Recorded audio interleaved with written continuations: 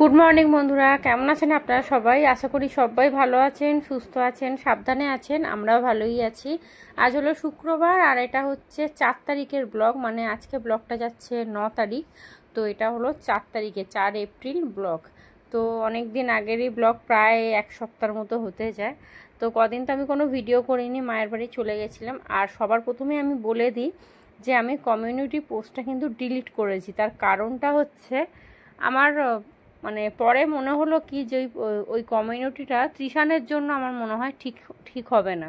কারণ ও এখন বাচ্চা মানুষ, এখন এই জিনিসগুলো বুঝছে না, কিন্তু যখন 2-4 বছর পরে এই লেখাটাও যখন পড়বে তখন ওর মনের মধ্যে একটা অন্য কিছু একটা প্রভাব চলে আসবে বাবার প্রতি আর কি। আর বাবার প্রতি কী এলো তাতে আমার কিছু মানে এসে যায় না, তন্ময়ের ওপর ও কি ভাবলো না ভাবলো, কিন্তু আমার মনে হয় ওর মাথাটা এইসব দেখে ডিস্টার্ব হয়ে যেতে পারে। তো সেই কারণে আমি অনেক চিন্তা ভাবনা করে কমিউনিটিটা ডিলিট করে দিয়েছি। আপনারা কিন্তু প্লিজ কেউ রাগ করবেন না, আমি তৃষানের কথা ভেবে এই কাজটা কিন্তু করেছি। তো আমার মনে হয় আমার 2-3 দিন মতো কমিউনিটিটা মোটামুটি ছিল। তো যার যা দেখার তারা দেখে নিয়েছে। আমি চাই না এটা সারা জীবন এই লেখাটা আমার জন্য এই সোশ্যাল মিডিয়ায় ছাড়া থাক আর কি। তো সেই কারণে আমি ডিলিট করে দিয়েছি।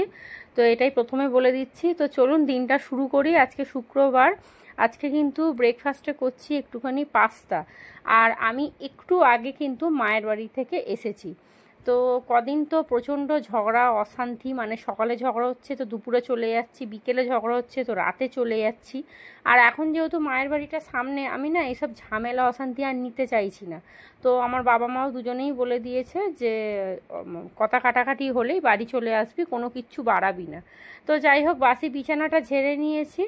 আর এখানে পাস্তাটা করে নিচ্ছি, বেশি করে পেঁয়াজ এখানে ভেজে নিচ্ছি। আর অল্প করেই পাস্তা এনেছি আমার আর তিশানের জন্য।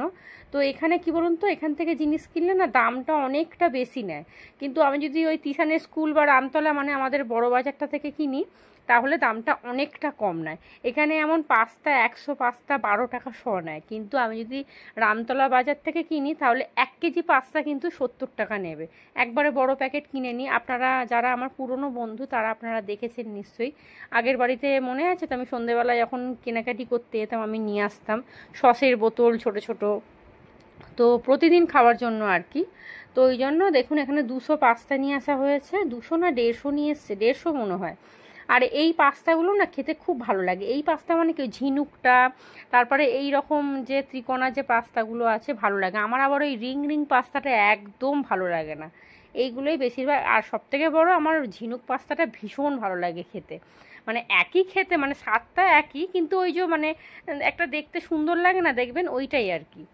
তো চলুন, পেঁয়াজটা ভালো করে ভেজে নিয়েছি, এবারে পাস্তাটা সিদ্ধ করে দিয়ে দিলাম। আর চায়ের বাটিটা দেখলেন ওই মাঝখানটা পুরো ছাই হয়ে গেছে না, ওটা ওই চা বসিয়ে, মানে কথাও আটকে যাচ্ছে, চা বসিয়ে আর ঝগড়া হচ্ছিল। তো ওই এখন তো রান্নাঘরটা ওই দিকটাতে হয়েছে, এমন নয় যে টুক করে গিয়ে গ্যাসটা বন্ধ করে দিয়ে আসবো। এই ঘরে তন্ময়ের সাথে ওই কথা কাটাকাটি হচ্ছিল, আর ওই ঘরে চা বসিয়ে এসেছিলাম, আর চা পাতা দেওয়া ছিল তো সেই কারণে পুরো বাটিটা একবারে আর বলবেন না। মানে তিশানের ম্যাগিও বসিয়েছিলাম, এটা মনে হয় গত পরশু হয়েছে, হ্যাঁ পরশু দিন হয়েছে। তো ওই পুরে একবারে ছাই হয়ে গেছে, কোনো অবস্থাতেই উঠছে না।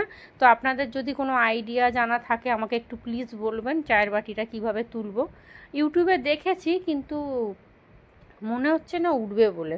আর তিশানকে দিয়ে আজকে একটা ছোট সসের বোতল, আর এই দেখুন একটা ছোট্ট একটা ওই কি বলে এটাকে, বাটার, দেখছেন ভুলে যাচ্ছি, বাটার আনালাম। আমাদের বাটার খুব একটা কেউ খায় না, আমি খাই। গরম ভাতে বাটার খেতে আমার ভীষণ ভালো লাগে, ভীষণ। মানে মাংস ফেলে আমি গরম ভাত দিয়ে বাটার খেতে ভালোবাসি।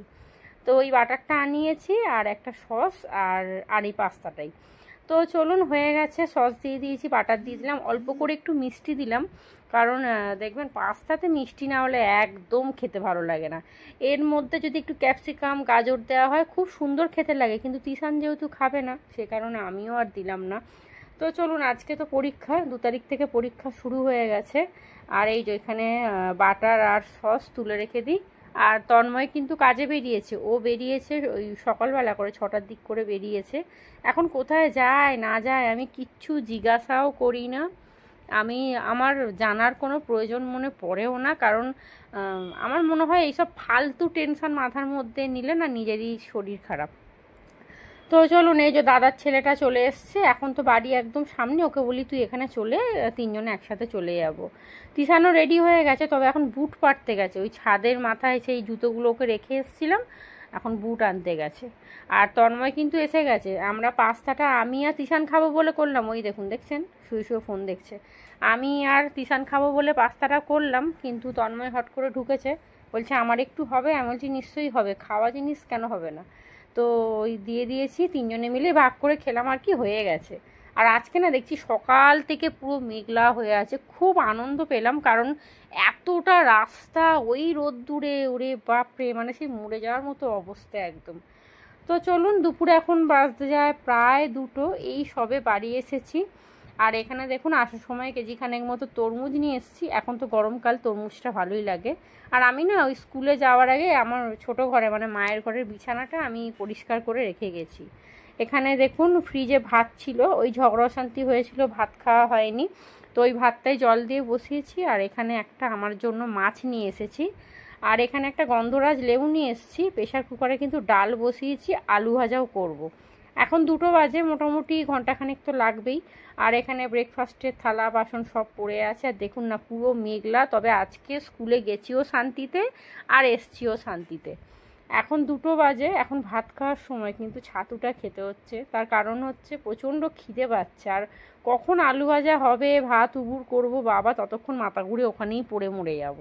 তো সেই জন্য 1 গ্লাস মতো ছাতু খেয়ে নিই, এখন মোটামুটি 3টে অবধি তো এখানে ভাতটা উবুর করে দিয়েছি, এদিকে আলু ভাজা বসিয়েছি, ডাল সিদ্ধ হয়ে গেছে। আর দেখুন এখানে মা না অনেকটা বলতে 1 প্যাকেট মতো এরকম সব রকম পাঁপড় মিলিয়ে কিনে নিয়ে এসেছিলো, 1 প্যাকেট একদম। মা বলতে আমার মা নয় কিন্তু, শাশুড়ির কথা বলছি। তো নিয়ে এসেছিলো, এই যে হাফটা ভাজলাম, কে আর খাবে, ওই নাতির জন্যই এনেছিল আর কি।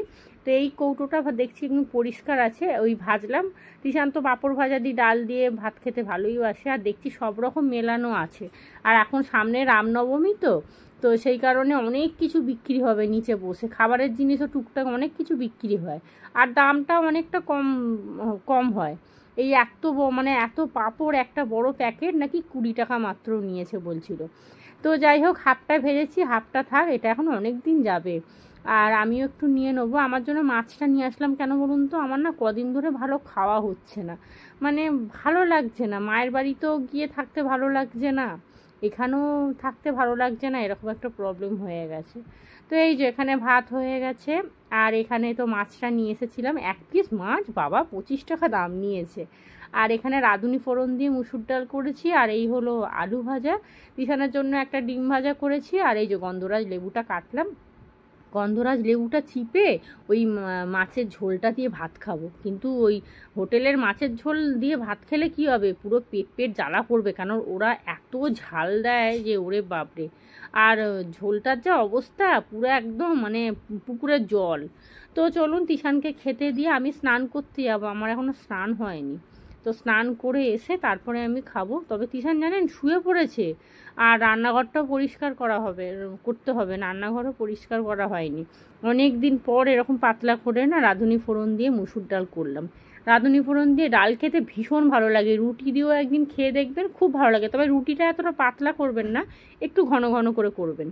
তিশান এখানে খেতে বসে গেছে। আর দেখুন না কদিন ধরে ঠাকুরটা তো মানে শুকোচ্ছে, খেতে দেওয়ার লোক নেই, মানে ঝগড়া অশান্তি এই করে করেই আমার এখন দিন কাটছে, এবারই ও বাড়ি করে। তো ঘরদোর ঝাঁট দিয়ে মুছে সমস্ত কিছু পরিষ্কার করে নিয়েছি, রান্নাঘরটা পরিষ্কার করেছি। আর তন্ময় না বলে গেছে মুড়ি খাবে, ও ভাত খাবে না বলেছে।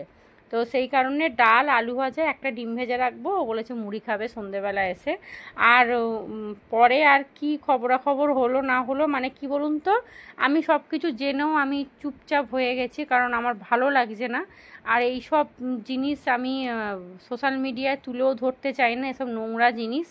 কি বলুন তো, আমি চাই আমার ভিডিও থেকে কেউ কিছু ভালো জিনিস শিখুক, আমার ভিডিও থেকে কারোর মাইন্ডে যাতে কোনো কিছু খারাপ কিছু না ঢোকে। আমি আপনাদের সবসময় একটা কথাই বলবো, যে যা যা কিছু হচ্ছে ভালোর জন্য হচ্ছে, যা কিছু হবে ভালোর জন্যই হবে।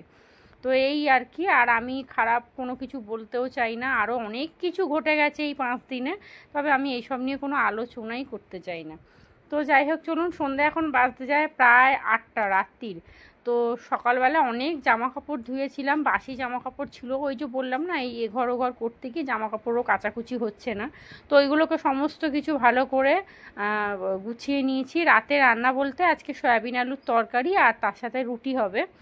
তো তন্ময় সন্ধ্যেবেলা চলে এসেছে, তিশানের স্কুল ড্রেসটাও এখন প্রতিদিন তো কেচে নিচ্ছি, কারণ পরীক্ষা চলছে তো একটু পরিষ্কার। আর দেখবেন এমনিও স্কুলে একটুখানি ইউনিফর্ম যদি পরিষ্কার হয় বেশ দেখতে ভালো লাগে।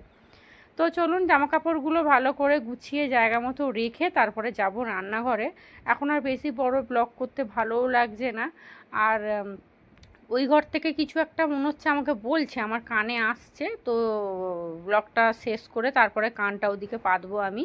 তো যাই হোক চলুন, আপনারা সবাই ভালো থাকবেন, সুস্থ থাকবেন, সাবধানে আমার চ্যানেলটা প্লিজ সাবস্ক্রাইব করে দেবেন। আর এখন ভিডিও তো দিই না, দেখেন আমার চ্যানেলগুলো কেন বলুন তো দাঁড়ায় না, কারণ এই যে 1 সপ্তাহ 10 দিন 1 মাস করে ভিডিও দিই না, তো চ্যানেলের রিচটা পুরো কমে যায়। ইউটিউবকে দোষ দিয়ে কোনো লাভ নেই। তো চলুন এবার রান্নাবান্না করবো, তারপরে দেখি ওই ঘরে আবার কি বলছে। আর দেখুন না, জামা কাপড় যতই গোছাই না অগোছালো করেই রেখে দেয়। আর এই যে এখানে প্যাটিসের প্যাকেটটা এখানে ঢুকিয়ে রাখলাম, কারণ চিনিটাও ছিল, টুকটাক অনেক জিনিস ছিল। তো ভাবলাম এইটার মধ্যেই রাখি, কারণ মারাত্মক ইঁদুর জানেন, মানে বারান্দায় ইঁদুর পুরো দৌড়াদৌড়ি করছে, একদম এমন অবস্থা। তো চলুন সবাই ভালো থাকবেন, সুস্থ থাকবেন, সাবধানে থাকবেন, যাই হয়ে যাক সব সময় জানবেন ভালোর জন্য হচ্ছে। তো চলুন আজকের মতো সবাইকে টাটা।